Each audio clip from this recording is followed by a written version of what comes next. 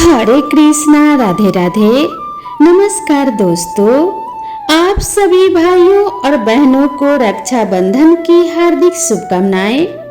रक्षाबंधन का पावन पर्व बहुत ही हर्षोल्लास के साथ मनाया जाता है। आज हम आपको रक्षाबंधन की वह दिव्य और प्राचीन कथा सुनाने जा रहे हैं जिसे स्वयं भगवान श्री कृष्ण ने राजा युधिष्ठिर को सुनाया था।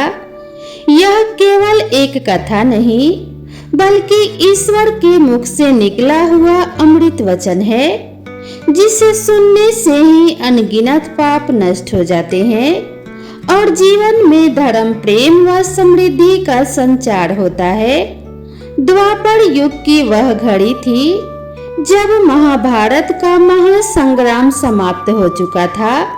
पांडवों ने हस्तिनापुर में राज्य स्थापित कर लिया था और धर्मराज युधिष्ठिर प्रजा की भलाई और धर्म के मार्ग पर निष्ठा से चलने लगे थे।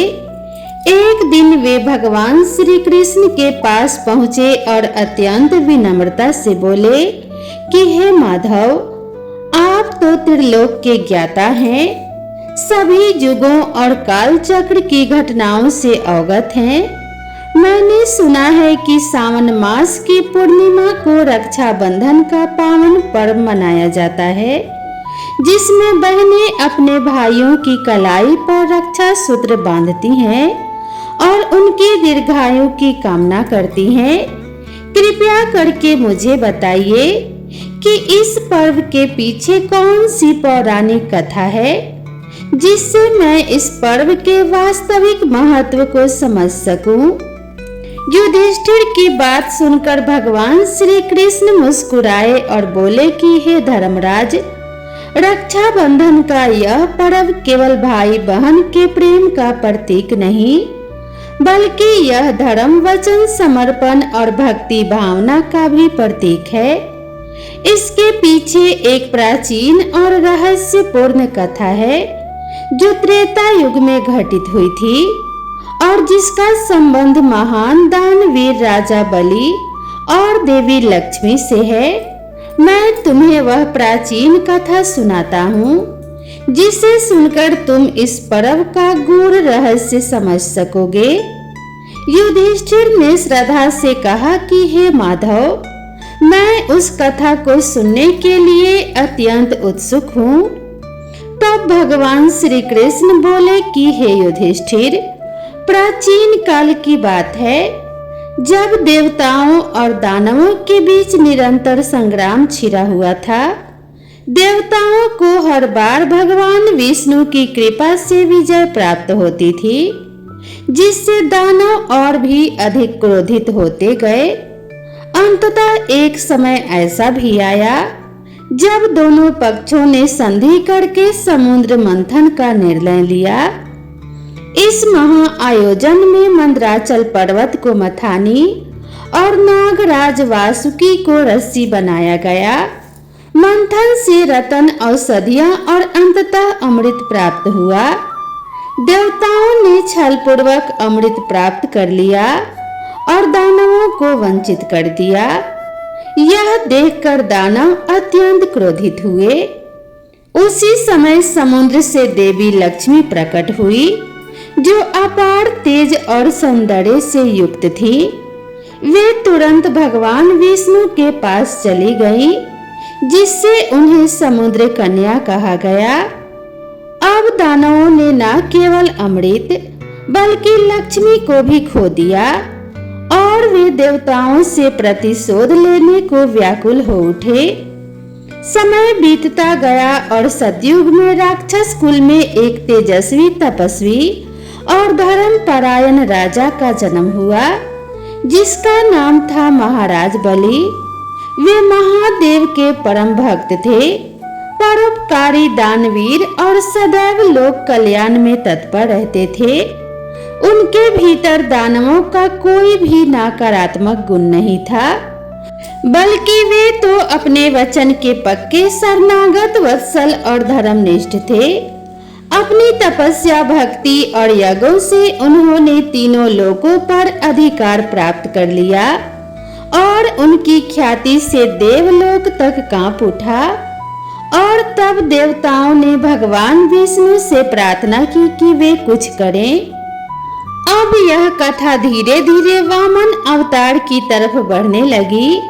भिक्षा 3 पग भूमि और अंततः देवी लक्ष्मी के रक्षा सूत्र बांधने तक पहुंचेगी, जो बतलाएगी कि यह पर्व सिर्फ राखी का धागा नहीं, बल्कि यह धर्म, विश्वास और आत्मसमर्पण की सबसे ऊंची अभिव्यक्ति है। महाबली राजा बलि भगवान विष्णु के परम भक्त और भक्त प्रहलाद के पौत्र थे। भक्त प्रहलाद स्वयं असुरराज हिरण्यकश्यपु के पुत्र होते हुए भी श्री हरि विष्णु के अनन्य उपासक थे। जैसे प्रहलाद ने बाल्यकाल से ही भक्ति का मार्ग अपनाया था, वैसे ही उनके पौत्र बलि ने भी धर्म, दया और दान की राह पर चलने का संकल्प लिया था। एक दिन राजा बलि ने संपूर्ण पृथ्वी पर अपना आधिपत्य स्थापित करने हेतु 100 अश्वमेध यज्ञ का संकल्प लिया। जैसे जैसे उनके यज्ञ पूर्ण होते गए, उनके साम्राज्य का विस्तार होता गया और अंततः वे स्वर्ग व मृत्यु लोक के भी अधिपति बन बैठे। यह देखकर देवता बड़े चिंतित हो उठे। उन्हें भय हुआ कि यदि बलि ने अमृत प्राप्त कर लिया तो उसे रोकना असंभव हो जाएगा और सृष्टि का संतुलन बिगड़ जाएगा।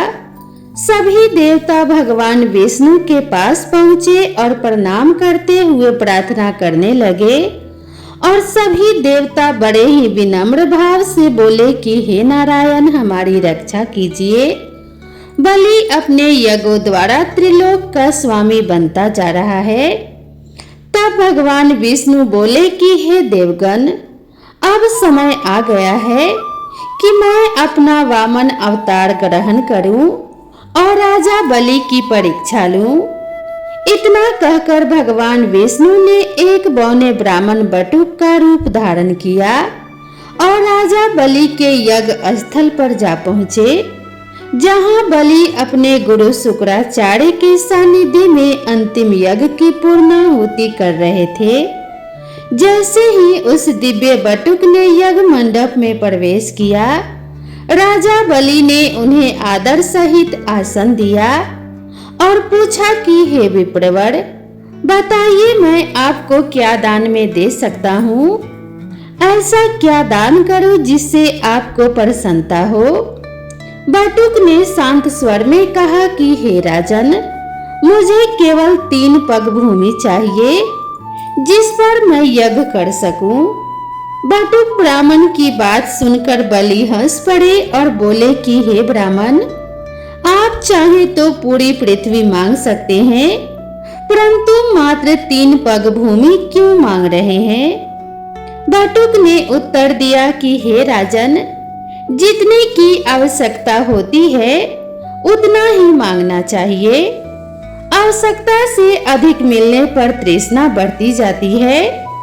इन वचनों ने बलि के हृदय को स्पर्श किया और उन्होंने नम्र होकर कहा कि हे ब्राह्मण देव, आपकी बातों में गहन ज्ञान है। मैं आपको वचन देता हूँ कि आप जो मांगते हैं वह मैं आपको अवश्य दूंगा। तभी शुक्राचार्य ने बलि को समझाते हुए कहा कि हे राजन, यह कोई साधारण ब्राह्मण नहीं बल्कि स्वयं भगवान विष्णु है, जो देवताओं के हित के लिए तुम्हारे द्वार पर पधारे हैं।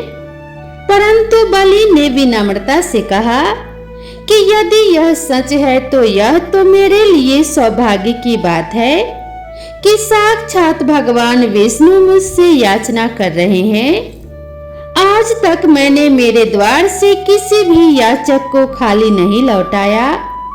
शुक्राचार्य नाराज होकर वहां से चले गए। राजा बलि ने बटुक को 3 पग भूमि देने की घोषणा कर दी। तभी बटुक ने विराट रूप धारण किया। देखते ही देखते भगवान वामन का विशाल त्रिविक्रम रूप प्रकट हुआ, जिसने एक पग में स्वर्ग को, दूसरे पग में पृथ्वी को नाप लिया। अब तीसरे पग के लिए कोई स्थान ही नहीं बचा। तब वामन बोले कि हे बलि, अब तीसरे पग के लिए तुम्हारे पास क्या है?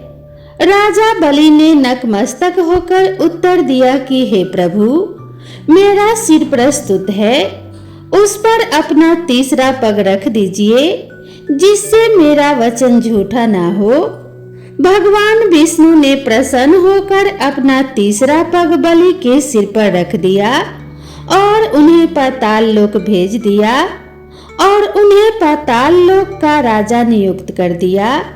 बलि की सत्यनिष्ठा, त्याग और दान देखकर भगवान विष्णु अत्यंत प्रसन्न हुए और उन्होंने अपने वामन रूप को छोड़कर चतुर्भुज स्वरूप में प्रकट होकर बलि को वरदान देते हुए कहा कि हे राजन, आने वाली सावनी मनवंतर में तुम इंद्र बनोगे। जब तक वह समय न आए तुम पाताल लोक में निवास करोगे और मैं स्वयं तुम्हारे साथ वहां रहूंगा। इस वरदान को पाकर बलि अत्यंत प्रसन्न हुए और पाताल लोक को चले गए। वहां जाकर उन्होंने कठोर तपस्या आरंभ कर दी। अन्न जल का त्याग कर केवल भगवान विष्णु का स्मरण करने लगे और गहन भक्ति में लीन हो गए। उनकी तपस्या से तीनों लोक हिल उठे और भगवान विष्णु भी बलि की भक्ति से अत्यंत प्रसन्न हो गए। एक दिन समुद्र की गहराइयों में भगवान विष्णु ने प्रकट होकर बलि के समक्ष दिव्य रूप धारण किया। उनके तेज से संपूर्ण पाताल लोक प्रकाशित हो उठा। बलि ने भाव विभोर होकर भगवान के चरणों में प्रणाम किया और कहा कि हे प्रभु, आप मेरी साधना से प्रसन्न होकर स्वयं प्रकट हुए हैं। इससे बड़ा सौभाग्य मेरे लिए और क्या हो सकता है? भगवान विष्णु ने कहा कि हे महाबली, तुम्हारी भक्ति ने स्वर्ग और पाताल दोनों को धन्य कर दिया है। मैं तुम्हारी दानवीरता और प्रेम से अत्यंत प्रसन्न हूँ और अब सदा तुम्हारे साथ रहूंगा। भगवान वामन के रूप में प्रकट होकर जब भगवान विष्णु ने 3 पग भूमि मांगते हुए महाराज बलि की परीक्षा ली, तब उनकी भक्ति और त्याग से प्रसन्न होकर कहा कि अपनी इच्छा प्रकट करो। तुम जो भी मांगोगे वह तुम्हें अवश्य प्राप्त होगा। तब महाराज बलि ने अत्यंत विनम्रता पूर्वक कहा कि हे प्रभु, मैं आपसे कोई भौतिक वरदान नहीं चाहता। ना मुझे पद चाहिए और ना ही मुझे धन चाहिए और ना ही मुझे सत्ता का लोभ है। मेरी बस एक ही अभिलाषा है कि मैं सदा आपके चरणों में रहूं और आपकी सेवा करता रहूं। भगवान विष्णु उनकी भक्ति से अत्यंत प्रसन्न हुए और बोले कि हे बलि, तुम्हारी यह भक्ति और विनम्रता अनुकरणीय है। तुमने जो मांगा है वह तुम्हारे चरित्र की महानता का परिचायक है। अतः मैं तुम्हारी इच्छा पूर्ण करूंगा और तुम्हारे साथ पाताल लोक में ही निवास करूंगा। बलि ने भी अत्यंत हर्षित होकर कहा कि हे प्रभु, यह तो मेरे लिए गर्व की बात है कि आप मेरे साथ पाताल लोक में रहेंगे। भगवान विष्णु ने कहा कि हे बलि, जिस दिन मेरी पत्नी लक्ष्मी तुम्हें किसी वचन में बांध ले, उस दिन तुम मुझे उन्हें सौंप देना और मैं वैकुंठ लौट जाऊंगा। समय बीतता गया और इधर देवी लक्ष्मी अपने स्वामी श्रीहरि की अनुपस्थिति से व्याकुल हो उठी। वे भगवान शिव के पास गईं और समाधान मांगने लगी। महादेव ने उन्हें परामर्श दिया कि वे एक नाग कन्या का रूप लेकर बलि के पास जाएं और उनसे रक्षा का वचन ले। देवी लक्ष्मी ने नाग कन्या का रूप धारण किया और नागराज वासुकी को साथ लेकर पाताल लोक पहुंची। उन्होंने वासुकी को रक्षा सूत्र का रूप लेने को कहा और फिर वह धागा लेकर महाराज बलि के पास गई। जब बलि ने उस नाग कन्या को संकट में देखा तो उन्होंने रक्षा का वचन दिया। तब लक्ष्मी जी ने उनके हाथ में रक्षा सूत्र बांधा और अपने वास्तविक रूप का उद्घाटन किया। महाराज बलि चकित रह गए। उन्होंने लक्ष्मी जी को बहन मानकर नतमस्तक होकर कहा कि हे देवी लक्ष्मी, आपने मुझे वचन में बांध दिया है। अब आप जो मांगेंगी वह मैं अवश्य दूंगा। तब लक्ष्मी जी ने भगवान विष्णु को मांगा और बलि ने उन्हें सम्मान सहित सौंप दिया। तभी से सावन मास की पूर्णिमा तिथि को रक्षाबंधन का पावन पर्व मनाया जाने लगा। भगवान विष्णु ने भी बलि को वचन दिया कि चतुर्मास में उनका एक अंश सदा पाताल लोक में रहेगा। भगवान श्री कृष्ण ने यह कथा युधिष्ठिर को सुनाई और कहा कि हे धर्मराज, यह रक्षाबंधन की पवित्र कथा है जो भाई बहन के अनमोल रिश्ते को और भी प्रगाढ़ करती है। जो भी इस कथा को श्रद्धा पूर्वक सुनेगा उस पर देवी लक्ष्मी की कृपा सदा बनी रहेगी। युधिष्ठिर ने इस कथा को सुनकर भगवान श्री कृष्ण को धन्यवाद दिया और इसे पूरे राज्य में प्रसारित करने का निश्चय किया।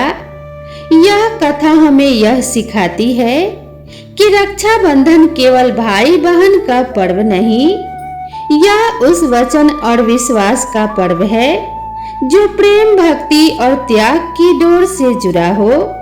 तो दोस्तों, यही थी वो अद्भुत और पौराणिक भावपूर्ण कथा जिसमें एक भक्त के वचन ने स्वयं भगवान को बंधन में बांध लिया और एक बहन के प्रेम ने रक्षाबंधन जैसे पवित्र पर्व को जन्म दिया। तो प्रेम से बोलिए भगवान विष्णु और माता लक्ष्मी की जय। तो दोस्तों, आप सभी को यह कथा कैसी लगी कमेंट करके जरूर बताइएगा। वीडियो पसंद आई हो तो वीडियो को एक लाइक जरूर कीजिएगा। साथ ही इस कहानी को अपने सभी परिवार और दोस्तों के साथ शेयर करना बिल्कुल मत भूलिए। तो दोस्तों, भगवान श्री विष्णु और माता लक्ष्मी का आशीर्वाद आप सभी भक्तों के ऊपर बना रहे। राधा रानी और भगवान श्री कृष्ण की कृपा से आप सभी के अंधन के भंडार भरे रहें। तो मिलते हैं इसी तरह की नई कथा और नई कहानी के साथ। तब तक के लिए राधे राधे।